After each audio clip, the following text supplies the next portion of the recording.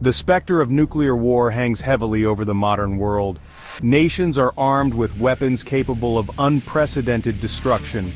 The political climate is fraught with tension.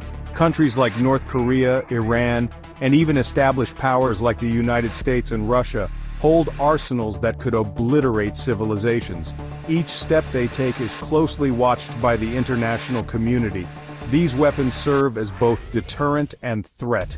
In this volatile landscape, the possibility of a nuclear detonation is not far-fetched. Conflicts in the Middle East, territorial disputes, and the rise of extremist ideologies exacerbate the risk. Nations build alliances while others prepare for war. The world teeters on the brink of an event that could reshape it forever.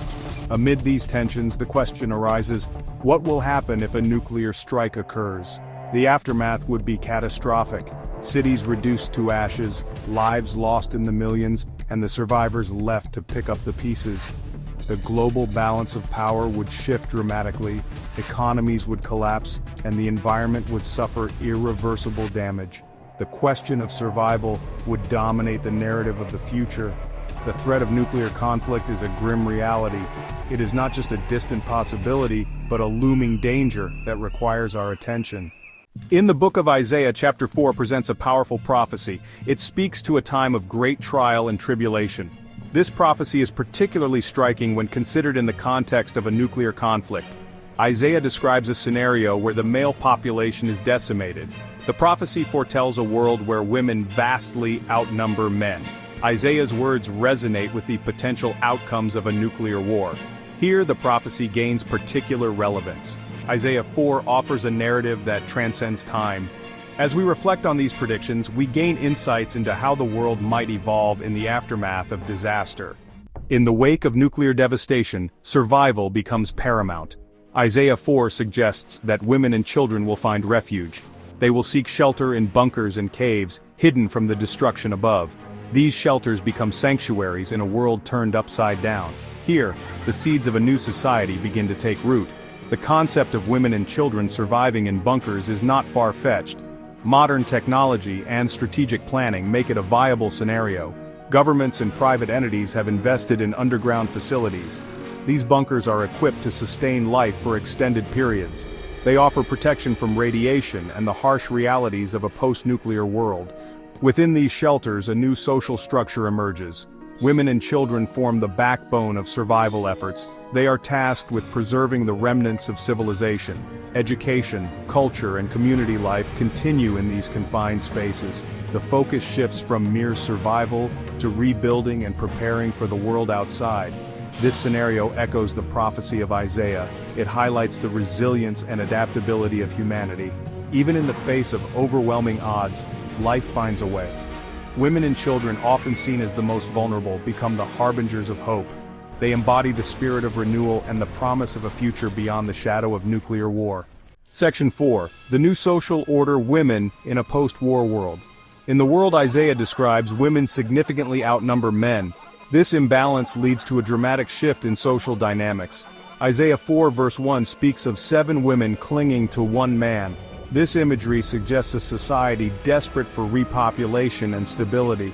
The balance of power and traditional roles are fundamentally altered.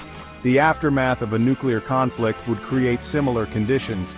With men disproportionately lost to war, women must take on new roles. They become leaders, decision-makers, and the driving force behind societal recovery. The prophecy illustrates a world where women are central to the rebuilding process. This scenario presents both challenges and opportunities. Women gain greater influence in areas traditionally dominated by men. They shape the future, guiding the next generation in a world transformed by conflict. This shift challenges societal norms and prompts a re-evaluation of gender roles. The prophecy in Isaiah provides a framework for understanding these changes. It underscores the resilience of women and their critical role in rebuilding a fractured world.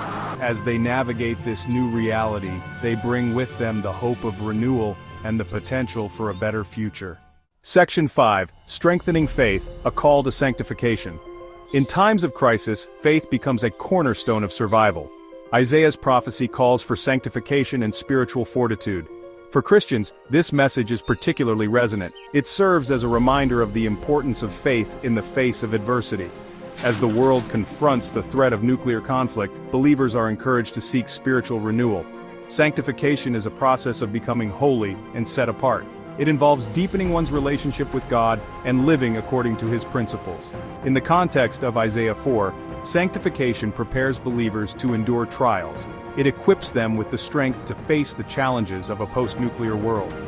Faith offers hope and comfort in uncertain times.